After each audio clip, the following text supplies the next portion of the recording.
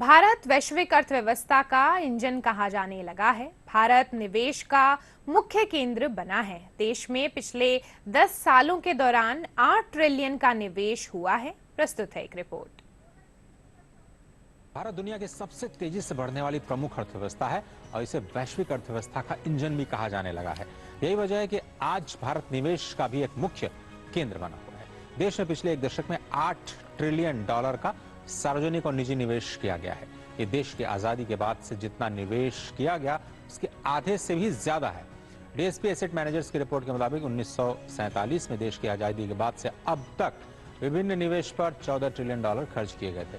इसमें परिवारों द्वारा आवास पर खर्च, सरकार द्वारा बुनियादी ढांचे के निर्माण पर खर्च और निजी पूंजी व्यय शामिल है। रिपोर्ट में कहा गया कि सरकार अपने प्रत्येक वार्षिक बजट में पूंजीगत व्यय आवंटन को बढ़ाती रही है।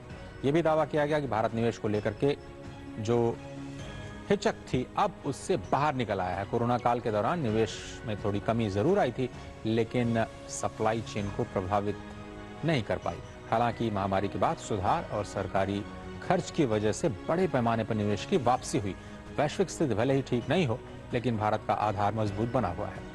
रिपोर्ट में भारत के शेयर बाजार का जिक्र किया गया। कहा गया कि उभरते बाजार में दूसरा सबसे बड़ा इक्विटी बाजार बन चुका है।